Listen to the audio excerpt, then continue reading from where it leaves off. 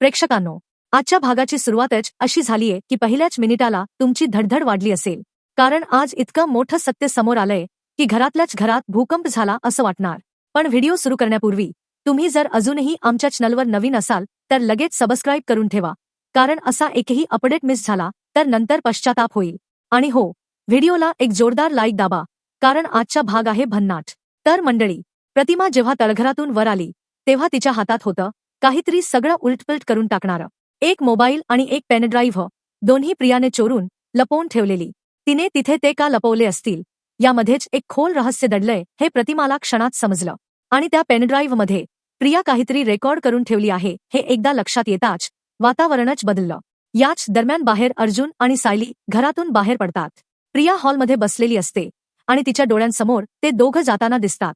ते दोघं शांतपणे बाहेर पडतात, पण प्रियाच्या मनात मात्र गोंधळाच्या ज्वालामुखी धगधगत असतो. तिचा चेहराच उतरतो, कारण आता अर्जुन आणि सायलीला एक मोठं सत्य समजलंय. सदाशिव आणि मैनावती हे सायलीचे खरे आईवडील नाहीत. ही बातमी ऐकून प्रिया एवढी हादरते की तिच्या पायाखालची जमीनच जणू गेल्यासारखं वाटतं.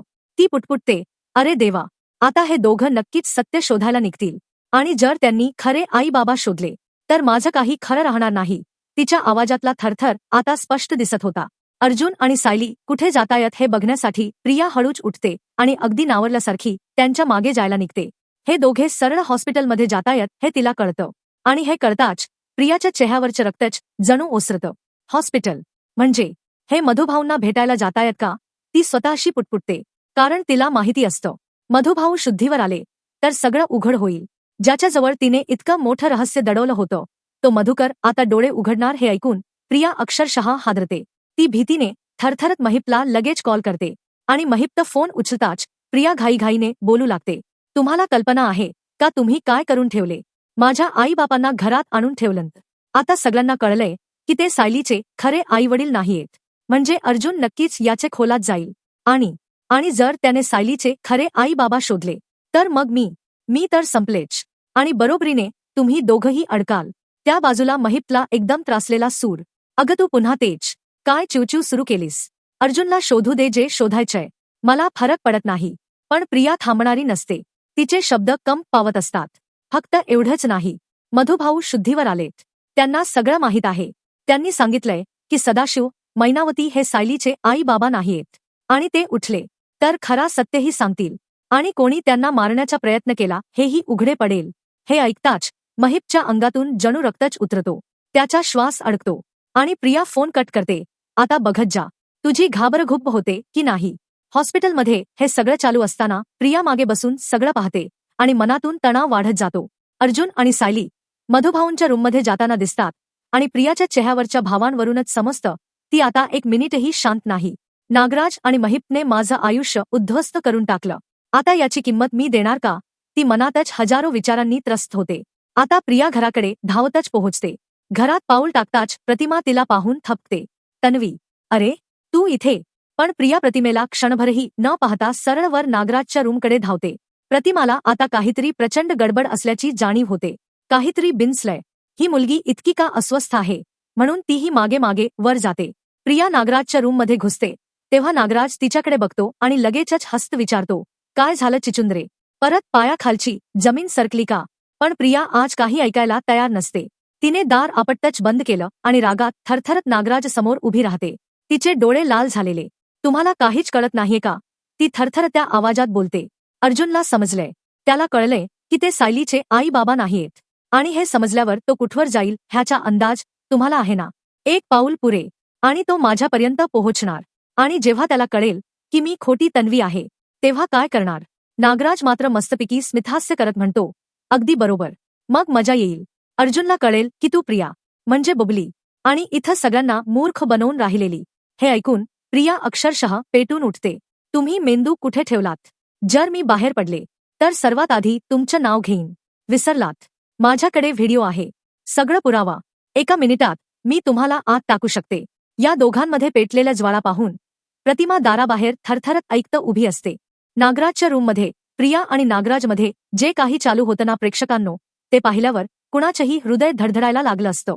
दाराबाहेर प्रतिमा अजूनही कान लावून उभी असते, आणि आत प्रियाचा थरथरता आवाज, नागराजचा राग, त्यांचं सतत वाढत जाणारं भांडण.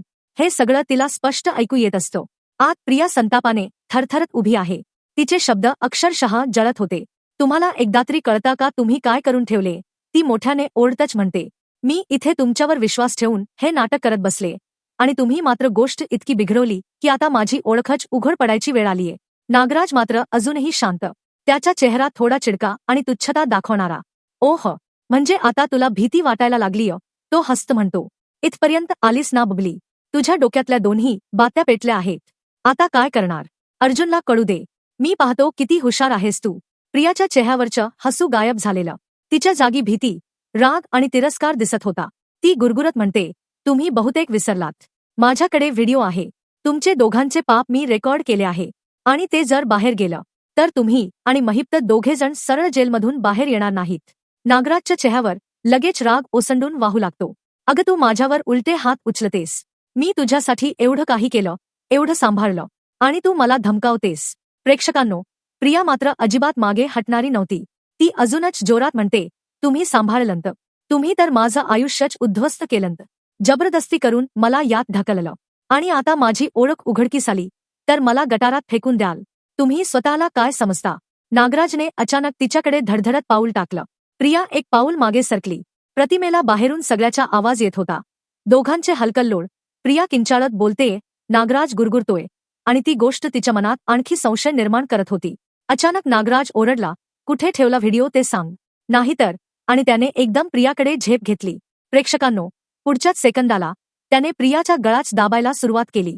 तिचे हात हवेत हडफडत होते. श्वास अडकून तिचा चेहरा लाल पडला. आणि मोठ्या दमाने ती फक्त एवढंच बोलू शकली, सोडा मला. मी सांगते, मला सोडा.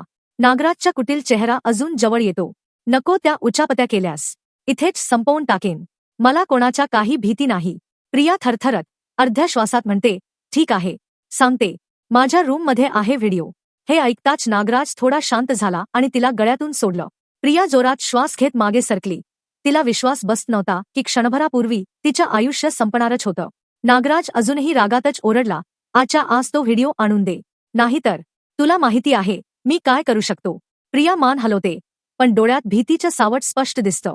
आता प्रेक्षकांनो, बाहेर प्रतिमा हे सगळं ऐकून अक्षरशः थरथरत उभी होती. आत काय काय चाललंय हे तिला पूर्ण कळत नव्हतं, पण एवढं मात्र आकाशपटलावरून समजलं होतं की काहीतरी खूप मोठं चुकलंय आणि या दोघांकडे काही काळोखाचं रहस्य आहे. प्रिया बाहेर येते तेव्हा प्रतिमा लगेच साईडला सरकते, जेणेकरून प्रिया तिला पाहणार नाही. पण प्रियाच्या चेहऱ्यावरील भाव पाहूनच प्रतिमाला कळतं, ही मुलगी काहीतरी मोठं लपवते. प्रिया खाली जाते आणि एकदम तळघराकडे वळते. प्रतिमेलाही आता उत्सुकता शिगेला पोहोचलेली. काय व्हिडिओ? कोणता व्हिडिओ? आणि तिने तळघरात काही का लपवलं असेल म्हणून तीही हळूच मागे जाते. तळघरात प्रिया एक गुप्त ठिकाण उघडते आणि तिथून एक मोबाईल आणि एक पेनड्राईव्ह काढते. तिच्या हातात ते पाहून प्रतिमाच्या अंगावर काटा येतो. ही मुलगी नेमकं काय करत असते? प्रतिमा मनात विचार करते. प्रिया ते दोन्ही हातात धरून वर येते आणि सरळ तिच्या रूममध्ये जाऊन ड्रॉरमध्ये ठेवते. तेवढ्यात प्रतिमा देखील तिथेच पोहोचते आणि प्रिया रूम सोडताच प्रतिमा तत्परतेने ड्रॉर उघडते. आणि प्रेक्षकांनो, तिच्या नजरेसमोर येतं तोच मोबाईल आणि तोच पेनड्राईव्ह. प्रतिमाच्या चेहऱ्यावर धक्का, गोंधळ आणि राग एकाच वेळी दिसू लागतो. तेव्हाच तिच्या मागे रविराज येतात आणि विचारतात, प्रतिमा, हा मोबाईल पेनड्राईव्ह कुठून आणलास तू? प्रतिमा थरथरत सर्व सांगते. आज तन्वी, हो म्हणजे प्रिया, घरात आली होती आणि वर नागराज भाऊजींसोबत इतक्या जोरात भांडत होती की सगळं घर हललं. काहीतरी व्हिडिओबद्दल बोलत होती दोघं. नंतर ती तळघरात गेली आणि हे दोन्ही घेऊन आली आणि इथे लपवलं. म्हणजे काहीतरी मोठं आहे यात. रविराज थक्क होऊन त्या दोन्ही गोष्टीकडे पाहतात. त्यांचे हात थरथरत होते. काहीतरी प्रचंड मोठं लपवलं जाते हे त्यांना समजून येतं. आता प्रेक्षकांनो, यानंतर जे होणार होतं ते तर खरोखर घराचा पाया हलवणार होतं. पेनड्राईव्ह मध्ये काय होतं? मोबाईलमध्ये कोणता व्हिडिओ होता? आणि त्या व्हिडिओमुळे कोणाचं आयुष्य बदलणार होतं? जर तुम्ही अजून सबस्क्राईब नसेल केलं तर लगेच करा प्रेक्षकांनो. पुढचा भाग चुकवू नका. प्रेक्षकांनो, आता गोष्ट इथेच थांबत नाही. उलट इथूनच खरी कथा इतक्या जबरदस्त वळणावर वळते की प्रतिमा आणि रविराज यांच्या पायाखालची जमीन अक्षरशः सरकते. कारण आता प्रतिमा त्या मोबाईल आणि पेनड्राईव्ह घेऊन उभी असते आणि तिच्या चेहऱ्यावरचा धक्का लपवणं अशक्य होतं. रविराज अजूनही तिच्याकडे प्रश्नार्थक नजरेने पाहत असतात. प्रतिमा, यात नेमकं काय असणार? प्रतिमा हळू आवाजात म्हणते, आज मी जे ऐकलं, जे पाहिलं ते खरं असेल तर घरातल्या घरात असा स्फोट होणार आहे ज्याची आपण कल्पनाही केली नसेल. तिने हे दोन्ही तळघरात का लपवलं आणि नागराज भाऊजींसोबत एवढी मोठी भांडणं का झाली? काहीतरी काळं रहस्य लपवलंय ह्या मुलीनं. दोघंही एकमेकांकडे पाहतात आणि अखेर प्रतिमा थरथरत्या हाताने मोबाईल ऑन करते. मोबाईल उघडताच स्क्रीनवर पहिलाच दिसतो एक व्हिडिओ आणि त्या व्हिडिओच्या थंबनेलवर दिसत असते प्रिया. हा व्हिडिओ उघडताच प्रतिमा आणि रविराज दोघंही श्वास रोखून बसतात. कारण स्क्रीनवर दिसायला लागतं प्रियाचं रडत थरथरत कबुलीस बाब देणं. मी खरी तन्वी नाही. मला नागराज आणि महिप्त यांनी जबरदस्ती केली. मला धमकावलं. मला सांगितलं जर तू तन्वी बनून घरात नाही गेलीस तर तुला जिवंत मारून टाकू. मी घाबरले म्हणून मला हे करावं लागलं. हे ऐकून प्रतिमाच्या हातातून मोबाईलच जवळजवळ निसतो. तिचे डोळे पाणावतात. रविराज तर काही क्षण शब्दच हरवून बसतात. दोघांच्या मनात एकच प्रश्न, मग खरी तन्वी कुठे आहे? व्हिडिओ पुढे चालू राहतो आणि प्रियाचा आवाज आता आणखी कापरा होतो. सगळ्या गोष्टींच्या मागे नागराज भाऊजी आणि महिप्ता आहेत. किल्लेदारांच्या प्रॉपर्टीसाठी त्यांनी मला वापरलं. मला सांगितलं की हे नाटक कर, नाहीतर तुझ्या आयुष्याचा द एंड. आणि एवढंच नाही, 20-22 वर्षांपूर्वी झालेला ॲक्सिडेंट तो सुद्धा ह्यांनीच करवून घेतला. हा वाक्य ऐकताच प्रतिमा थबकते. तिचा श्वास अडकतो. ती रविराजांच्या खांद्याला धरते. त्यांच्या दोघांच्या डोळ्यांसमोर त्या जुन्या ॲक्सिडेंटचा भीषण फ्लॅशबॅक जाऊ लागतो. कार, किंचाळणं, आग, धूर आणि त्यांची पुतणी लहान तन्वी. रविराजच्या हातातला मोबाईल थरथरतो. प्रतिमा म्हणजे माझा स्वतःचा भाऊ. प्रतिमाचं हृदय अक्षरशः गोठतं. नाही असं असूच शकत नाही. तिचा आवाज कापत कापत थरथरतो. व्हिडिओ पुढे चालतो. प्रिया म्हणते नागराज आणि महिप्त यांनीच तो ॲक्सिडेंट करवून घेतला. त्यांना प्रॉपर्टी हवी होती. मला ह्या घरात पाठवून त्यांनी हा प्लॅन कितीतरी वर्षे रचला होता आणि मी त्यांच्या भीतीने सगळं करत गेले. प्रेक्षकांनो, हे ऐकल्यानंतर प्रतिमाची अवस्था तर शब्दात सांगता येणार नाही. तिच्या डोळ्यांसमोर अख्खं आयुष्य फिरत होतं. दादा, वहिनी, त्यांच्या मुलीचा अपघात. इतकं मोठं सत्य लपवून ठेवणारं म्हणजे तिचंच घरचं रक्त. रविराज त्या क्षणी एकदम स्तब्ध. त्यांना विश्वासच बसत नाही होता की स्वतःच्या भावानेच त्यांचं आयुष्य उद्ध्वस्त करण्याचा खेळ रचला होता. मी एवढा अंध होतो. हे 20 वर्ष माझ्या नजरेआड कसं राहिलं ते पुटपुटतात. प्रतिमा त्यांचा हात धरते. आपण दोघांनीही त्याच्यावर विश्वास ठेवला आणि त्यानेच आपल्याला फसवलं. पेनड्राईव्हमध्ये अजूनही काही फाईल्स असतात. प्रतिमा त्या उघडते आणि दुसरा एक व्हिडिओ सुरू होतो. इथे दिसतात नागराज आणि महिप्त दारूच्या नशेत आणि त्यांचं बोलणं ऐकून प्रतिमा रविराज अक्षरशः थरथरतात. नागराज जोरात हसत म्हणतो, मी एवढ्या वर्षांपासून दादा, वहिनींना मूर्ख बनवलंय. दादाची प्रॉपर्टी मला मिळाली नाही तर मी कोणाला सोडणार नाही. त्यांना नाही तर प्रियाला संपवून टाकीन. मला काहीच फरक नाही. महिप्त त्यात बोलतो, ते बाईला अजून काही आठवत नाही. बरं झालं, नाहीतर आपण दोघं तर थेट जेलमध्ये झालो असतो. नागराज म्हणतो, तू काळजी नको करू. तिच्या गोळ्या तर मी बदलल्या आहेत. ती शुद्धीवर आली तर मी आहेच तिच्या काटा काढायला. इतकं ऐकून प्रतिमा जोरात रडू लागते. तिच्या डोक्यात एकाच ज्वालामुखीचा स्फोट. हा माझा भाऊ आहे. हा तोच नागराज ज्यावर आपण घराचा विश्वास ठेवला होता. रविराजांच्या डोळ्यातही पाणी जमा होतं. मी त्याला भाऊ मानलं आणि त्यानेच माझा संसार उद्ध्वस्त केला. प्रेक्षकांनो, हा क्षण इतका भारी होता की पाहणाऱ्यालाही अंगावर काटा उभा राहिलाच असता. कारण एका व्हिडिओनं घरातल्या घरातले मुखवटे गळून पडले होते. प्रतिमा रडत म्हणते, आता आपण हे सगळं थांबवायला हो. बस. आता तो कितीही माझा दीर असला तरी त्याने जे केलं त्याची शिक्षा त्याला मिळालीच पाहिजे. रविराज हळू आवाजात म्हणतात, हो, आता कुणालाही सोडणार नाही. आणि हाच क्षण होता जिथे एका कुटुंबाचा विश्वास, प्रेम आणि आयुष्य पूर्णपणे हललं. तर प्रेक्षकांनो, प्रियाने लपवलेल्या त्या व्हिडिओने आता घरात हाहाकार माजवला आहे. नागराज, महिपचे खरे रंग उघड पडले आहेत. आता प्रश्न असा की रविराज काय निर्णय घेतील? हे दोघे गुन्हेगार असलेले लोक आता काय पेव टाकणार? आणि सगळ्यात महत्त्वाचं, खरी तन्वी कुठे आहे? प्रेक्षकांनो, आता गोष्ट इतक्या टोकाला पोहोचली आहे की घरातल्या नात्यांच्या कच्च्या, दुर्बळ धाग्यांच्या जाळं अक्षरशः फाटून पडलेलं आहे. प्रतिमा आणि रविराज दोघंही एकदम निशब्द बसलेले. समोर पेनड्राईव्हचा व्हिडिओ पॉज झालेला आणि खोलीत एक अजब शांतता पसरलेली. ही शांतता म्हणजे वादळ येण्यापूर्वीची भीतीदायक शांतता होती. नागराज आणि महिप्त यांनी ज्या पद्धतीने स्वतःचे पाप कबूल केले होते त्याने किल्लेदार कुटुंबाचा पाया जणू हलून गेला. रविराज स्वतःच्या हातांकडे बघत बसलेले, जणू त्यांनी आयुष्यातली सर्वात मोठी चूक केली आहे असा विचार त्यांचा चेहरा सांगत होता. प्रतिमा त्यांच्या शेजारी बसली होती. डोळ्यात पाणी, पण आवाजात मात्र कठोर निर्धार. दादा, ती हळू आवाजात म्हणाली, तुम्ही स्वतःला दोष देऊ नका. दोष तुमचा नाही. ज्याने 20 वर्ष आपल्याला फसवलं त्याच्यावर आहे. रविराज सरळ स्क्रीनकडे बघतात. प्रियाच्या कबुलीस बाबातील प्रत्येक शब्द त्यांच्या मनाला जखम करत होता. मी खरी तन्वी नाही. मला धमकावलं. प्रॉपर्टीसाठी हे नाटक. ॲक्सिडेंटही ह्यांनी केला. हे वाक्य त्यांच्या डोक्यात पुन्हा पुन्हा घुमत होतं. आणि त्यातच नागराजचा मध्यधुंद आवाज. दादाची प्रॉपर्टी मला हवी. आणि मिळवण्यासाठी मी काहीही करीन. हे ऐकून एक वेळ मनही कापरं व्हावं. प्रतिमाने पेनड्राईव्ह घट्ट पकडला. आता बस झालं. आता या पापाचा हिशोब त्यांनाच द्यायला लावायचा. तिच्या डोळ्यातला रोख बदलला होता. हे आता केवळ दुःख नव्हतं, हा बदला होता. न्यायाचा बदला. आता पुढचं पाऊल काय, हा मोठा प्रश्न हवेत लटकत आहे. रविराज उभे राहतात. आणि पहिल्यांदाच त्यांच्या चेहऱ्यावर एक वेगळा निर्णय दिसतो. प्रतिमा, तू बरोबर आहेस. आता खूप झालं. आपलं घर, आपली मुलगी, आपलं आयुष्य, एवढं सगळं उद्ध्वस्त करूनही आपण शांत बसायचं नाही.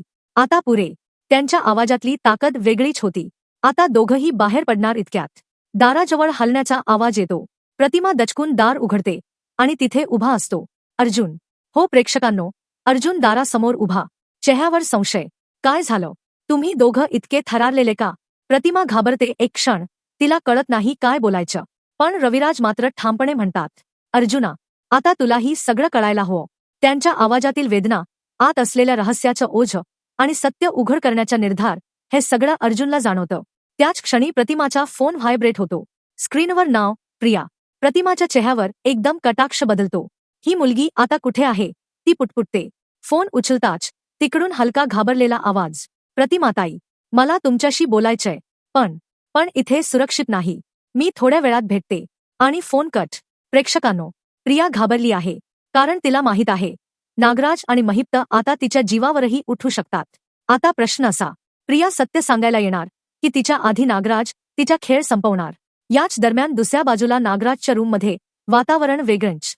महिप्त धावत म्हणतो, नागराज. प्रिया रूममधून पेनड्राईव्ह काढून गेली दिसते. नागराज भडकून उठतो.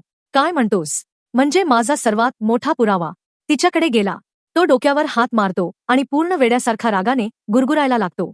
अगं, त्या मुलीला मी सोडणार नाही. त्या व्हिडिओमधील प्रत्येक शब्द मी तिच्या अंगावरच कोरून ठेवेन.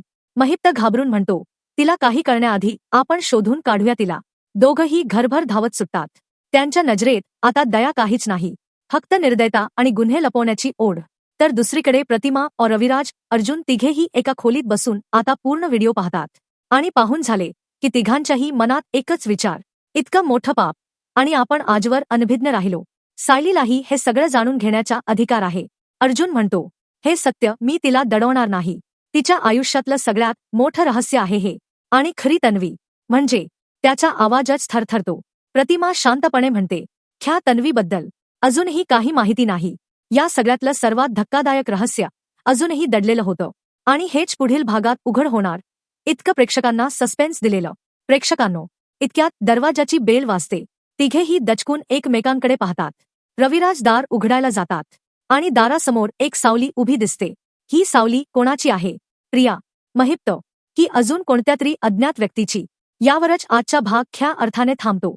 पुढे इतकं काही होणार आहे की तुम्ही स्क्रीनवरून डोळे हटवू शकणार नाही.